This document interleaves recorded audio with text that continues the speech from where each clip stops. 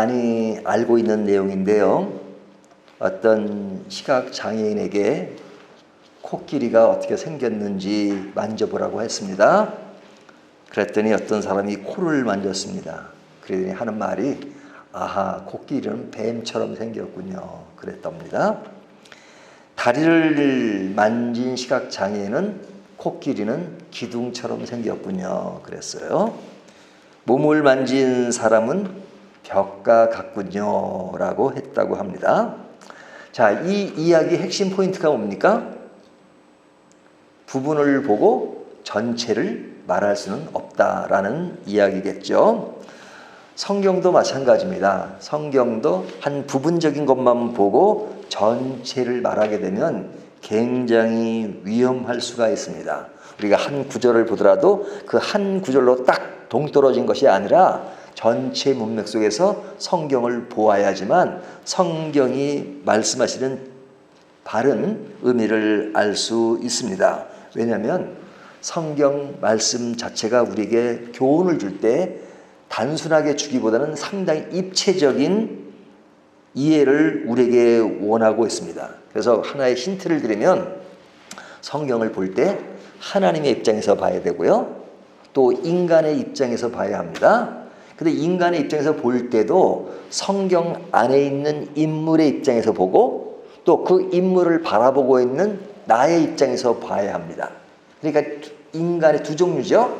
하나는 성경 안의 인간, 그 안에 등장하는 그 사람의 인물, 인간, 그리고 그것을 내가 보고 있는 내 자신의 인간, 이런 관점에서 성경을 보고 생각을 해야 합니다. 자, 오늘 본문도 이제 그런 맥락에서 보아야 하는데요. 자, 오늘 본문 내용은 이렇습니다. 이스라엘 백성들이 왕을 세워달라고 하죠. 그러니까 하나님이 왕을 세우도록 허용을 하십니다. 허용을 하신다는 것은 하나님이 원치 않으셨어요. 근데 왕 제도를 원치 않은 것이 아니라 하나님이 원하는 그 왕이 아닌 인간이 원하는 그 왕을 원치 않으셨다는 겁니다. 그럼에도 불구하고 사람들이 세워달라고 하니까 세워줍니다. 그것이 이제 19절 상반절에 나오죠. 너희는 모든 재난과 고통 중에서 친히 구원하여 내신 너희의 하나님을 오늘 버리고 이르기를 우리 위에 왕을 세우라 하는도다. 그러죠? 자, 하나님을 버리고 그러잖아요. 왕을 세우라고 하니까 지금 세우려고 하는 겁니다. 자, 이렇게 세우기 위해서 사무엘이 이제 이스라엘 백성들을 이제 미스바로 모이게 했습니다. 그리고 이제 왕을 뽑게 되는데 어떻게 뽑냐면 각 지파별로 1000명씩을 뽑게 합니다. 1000명, 각 지파를 대표하는 1000명씩 딱 이렇게 세워놓습니다. 그리고 이제 제비뽑기를 해서 이 지파 중에서 어떤 지파를 뽑을 것이냐 해서 한 지파를 뽑습니다. 그 한 지파를 뽑았는데 어떤 지파가 당첨이 되냐면 베냐민 지파가 되죠. 자, 그러니까 각 지파 1000명씩 던 사람 다 들어가고 이제 베냐민 지파 1000명 중에서 뽑는 겁니다. 그리고 이제 그 지파 중에서도 각 이제 뭐 가족 단위로의 어떤 그 계열이 있을 거 아닙니까? 그 계열 중에서 또 뽑아요. 근데 그 뽑힌 가족이 누구냐면 21절을 보면 베냐민 지파를 그들의 가족별로 가까이 오게 하였더니 마드리의 가족이 뽑혔고, 자, 마드리 가족이 뽑혔습니다. 자, 그러면 나머지는 들어가고 이제 마드리 가족만 남았죠. 자, 이 마드리 가족 중에서 또 뽑습니다. 근데 뽑힌 사람이 누구였냐면 21절 하반절을 보면 기스의 아들 사울이 뽑혔으나 그러죠. 자, 사울이 뽑혔습니다. 자, 사울이 뽑힌 그 이야기가 나오고요. 자, 사울을 뽑혔는데 뽑힌 사울을 찾으려고 하니까 없어요. 그의 모습이 보이지가 않아요. 그래서 보면 기스의 아들 사울을 뽑혔으나 그를 찾아도 찾지 못한지라. 왜 찾지 못했어요? 뒤에 보면 나오죠. 숨어요, 숨어. 사울이 자기가 뽑힌 것을 알고 이제 좀 뭐랄까 여러 가지로 이제 왕이 되니 겁이 나는 거죠. 두려운 거죠. 그래서 숨습니다. 숨으니까 하나님이 알려주세요. 사울이 어디 있다는 걸. 21절 그러므로 그들이 또 여호와께 묻되 그 사람이 여기 왔나이다. 여호와께서 대답하시되 그가 짐 보따리들 사이에 숨었느니라. 숨습니다. 숨은 사울을 전 백성들이 찾아와요. 찾아오고 이제 사무엘이 25절에 보면 왕의 제도를 알려줍니다. 이제 너희가 왕을 세웠으니 왕의 제도는 이런 것이다. 이렇게 왕과 함께 이제 나라를 잘 다스려 가라. 이렇게 알려주고 이제 글을 남기죠. 자, 그런데 이젠 그때 이젠 사울이 뽑히니까 우리가 이제 공동의회 하면은 제일 마지막에 여러분이 뭐 동의제창 거 받잖아요. 그런 것처럼 이제 동의제창 받는 겁니다. 그것이 이제 24절 사무엘의 모든 백성이 이르되 너희는 여호와께서 택하신 자를 보느냐 모든 백성 중에 짝할 리가 없느냐 하니 모든 백성이 왕의 만세를 외쳐 부르니라. 그러니까 동의합니다. 예? 가면 예하십시오. 예하고 이제 다 끝난 겁니다. 자, 이렇게 끝났음에도 불구하고 이제 대부분의 사람들이 왕의 만세를 불렀다 하지만 뒤에 보면 27절 어떤 불량배는 이르되 이 사람이 어떻게 우리를 구원하겠느냐고 멸시하여 예물을 바치지 아니하였으나 그는 잠잠하였더라. 어떤 사람들은 그가 왕이 되는 것을 동의하지 않았다는 거죠. 하지만 소수였어요. 근데 그런 소수의 말을 듣고도 사울은 잠잠했다 하는 이야기를 했죠. 그러니까 여기서 묘사되는 사울은 자기가 왕이 되니까 좀 주춤하고 두려워하는 그런 마음, 또 자기를 반대하는 사람 입장에서도 그냥 잠잠한 그런 어떤 뭐랄까 좀 소극적인 그런 모습을 보여주고 있습니다. 자, 지금까지 내용을 보면 사울 왕을 누가 뽑은 겁니까? 다시요. 오늘 본문 내용을 볼 때 사울 왕을 누가 뽑은 거죠? 어렵나요? 백성들이 뽑은 거잖아요. 투표는 아니지만 제비뽑기를 통해서 점점 좁혀가서 사람들이 이스라엘 백성들이 왕을 선택한 것입니다. 자, 이것이 이제 성경에 나오는 인간 입장으로 본 거예요. 인간 입장으로. 성경에 나오는 인간, 이스라엘 백성, 그 다음에 이 안에 사울, 성경 안에 인물들이잖아요. 그 인간을 우리가 볼 때, 아, 백성들이 뽑았고, 뽑은 사울은 좀 주춤하고 조용했구나. 거기에 나오는 사람 중에는 찬송하는 사람도 있고, 반대하는 사람도 있었구나. 이것이 성경 안의 인물들의 이야기예요. 자, 그러면 성경을 볼 때 가장 중요한 것은 하나님의 입장이 어떤 것이냐 하는 겁니다. 하나님이 어떤 분이신가? 어떻게 일하시는가? 자, 하나님의 입장에서 본문을 보면, 자, 사울을 누가 뽑은 거죠?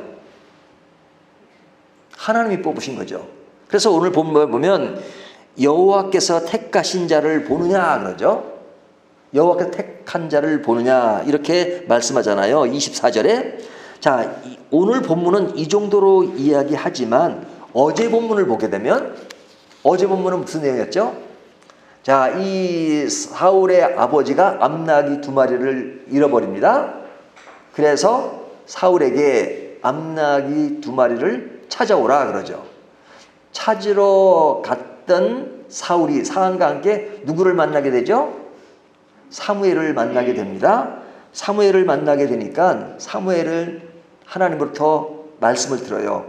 사울이 찾아올 텐데 그에게 기름을 부으라 그러죠. 그래서 기름을 부어요.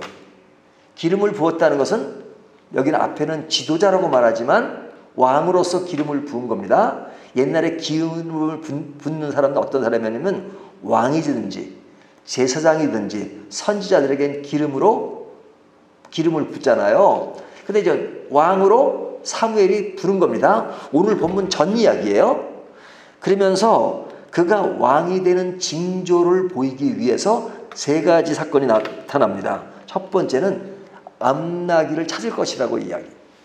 근데 실제로 암나귀를 그 아버지가 찾아요. 그래서 연락이 와요. 찾았다. 이제는 암나귀가 문제가 아니라 사울 내가 염려된다 하는 것이 어제 본문 2절에 나와요. 그러니까 그것이 하나의 징조예요. 사무엘이 그 얘기를 해줘요. 두 번째 징조는 세 사람을 만날 것이다. 베델로 가는 세 사람을 만날 텐데 그 중에 어떤 사람은 암소를 가지고 어떤 사람은 떡 세 덩어리, 앞에 사람은 암소 새끼 세 마리, 그리고 한 사람은 포도주 한 가죽 부대를 갈 것이다. 근데 그 중에서 떡 세 덩어리 가진 사람이 너에게 떡 두 덩어리를 줄 것이다. 그러면 이것이 내가 하나님의 왕으로 삼은 징조다. 이렇게 얘기하죠. 그러니까 사무엘이 기름을 부은 것만 해도 확실한데 그 징조로서 이런 사건이 벌어질 것이라고 하는데 그대로 된단 말이죠. 그리고 너희가 선지자 무리를 만날 텐데 하나님의 영이 크게 열리는 것을 볼 것이다 하는 이야기를 한단 말이죠. 그러니까 이것처럼 확실한 것이 어디 있어요.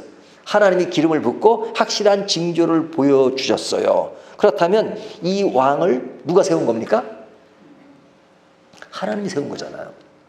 너무 분명하게 하나님이, 사울이 원하기 전에 백성들이 원했지만, 그리고 하나님이 그런 왕을 원치 않는다고 했지만 백성들이 원하는 것을 허용하시고, 허용하신 이후에는 하나님이 더 적극적으로 사울을 택하시고 기름을 부으셔서 완전히 왕을 선택한 것입니다. 그러니까 하나님은 인간이 원하는 것을 허용하실 때 너희가 허용한 거니까 나는 좀 소극적이다 이게 아니에요. 아주 적극적으로 하나님이 도우십니다. 왜 그러시냐? 하나님이 쫌쫌한 하나님이 아니시기 때문에 그래요. 크신 하나님이세요. 그렇다면 사울이 왕이 된 것은 누구의 덕분이에요? 하나님의 덕분이죠. 하나님. 사울 입장에서 보면. 근데 성경에 나오는 그 백성들은 누가 왕을 뽑았다고 생각하죠? 성경 안의 인간은. 성경 안의 인물, 그 백성들은 누가 사울을 뽑았다고 생각해요? 자기들이 뽑았다고 생각하죠. 이 사람들은 하나님이 뽑은 것을 몰라요. 사울에게 기름을 부은 사건이라든지 그거는 개인적으로 이루어진 거예요. 1대1로 백성들과 무관하게 없는 상태에서 개인적으로 일어난 일이니까 그 사람들을 보지 못했죠. 저희는 다 봐요. 그렇죠? 성경 앞뒤 문맥을 통해서 그 사건을 다 보니까 이것이 하나님이 하셨구나 하는 걸 알지만 이 성경 안에 인물인 백성들은 모르잖아요. 뭐 징조 그런 것도 자기들은 몰라요. 보질 않았으니까. 그러니까 자기들은 미스바에서 그냥 이렇게 제비뽑기해서 뽑았으니까 100% 누가 뽑았다고 생각해요? 자기들이 뽑았다. 우리들이 뽑았으니까 이제 우리들 보고 정치 잘해라 그러겠죠. 그러니까 인간 정치라고 하는 것은 사람들이 뽑잖아요. 우리가 대통령 뽑을 때도 인간이 투표해서 뽑잖아요. 그렇기 때문에 대통령은 인간의 눈치를 안 볼 수가 없어요. 안 보면 떨어져요. 또 된다 하더라도 그 다음 단계 그 지지율이 낮을 수밖에 없잖아요. 그러니까 늘 대통령이라서 자기 마음대로 하는 것이 아니라 국민의 눈치를 보아야 한단 말이죠. 그 당시는 그 왕의 시대였으니까 왕의 시대다 하더라도 왕이 자기를 뽑아주면, 인간이 뽑아주면 그 눈치를 안 볼 수가 없죠. 그러니까 하나님의 그 이야기는 뭐냐면, 하나님이 이런 왕을 원치 않는다는 이야기는 뭐냐면 사람이 뽑아서 사람의 눈치를 보는 왕을 원하는 것이 아니고 하나님의 눈치를 보고, 눈치라는 말보다도 하나님의 뜻을 알고 행하는 왕을 원하시는 거예요. 뭐 그렇다고 해서 백성의 소리를 듣지 않는다는 것이 아니라 하나님의 뜻을 알고 백성들에게 다가가서 하나님의 뜻대로 통치하는 그런 왕을 원하셨죠. 하지만 백성들이 뽑는 그 왕은 사람들의 눈치를 안 볼 수가 없다는 것을 이야기하는 겁니다. 그러니까 이 사람들은 자기들이 뽑았으니까 이제 우리를 보고 정치하시오 그렇겠죠. 자, 그렇다면 이들이 뽑았지만 성경 자체는 우리에게 뭘 이야기하냐면 사람이 뽑지만 그러나 모든 것을 통치하시고 이끌어 가시는 분은 누구라는 거예요? 하나님이라는 거예요.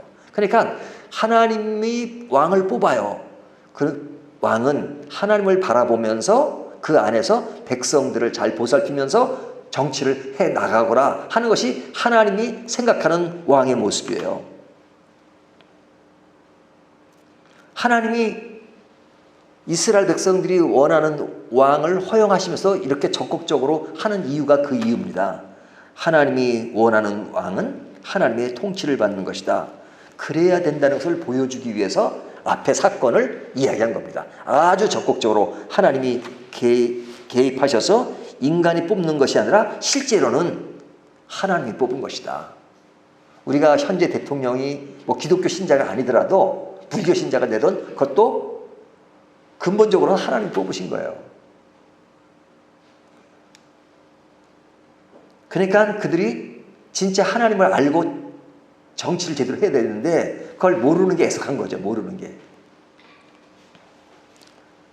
자, 이런 맥락에서 오늘 성경을 보면 그 성경 안에 인간들의 모습이 나타나고요. 하나님이 어떻게 하셨는가, 그리고 하나님과 어떤 인간관계, 사울은 어떤 차원에서 되었느냐 하는 것을 알게 되는 것이죠.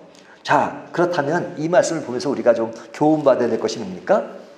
우리도 이런 성경을 보듯이 제3자의 입장에서 보지 않고 성경 안의 인물처럼 살아갈 때가 많죠. 살아가면 내 모든 일은 내가 하는 것처럼 생각이 들고 하나님은 개입하지 않고 내 마음대로 내 뜻대로 내가 살아가는 것처럼 생각하고 착각할 때가 있잖아요. 그런데 신앙이라고 하는 것은 내가 혼자 내 힘대로만 살아가는 것이 아니라 늘 하나님이 개입하셔서 우리를 보살피시고 우리를 이끌어 가시는 겁니다. 하지만 그런 상황들을 인지하지 못하면 모든 삶을 내가 살아가는 것처럼 생각되어질 수 있다는 것이죠. 그렇기 때문에 우리가 신앙생활할 때 가장 중요한 것은 입체적으로 생각하고 인생을 살아가는 것입니다.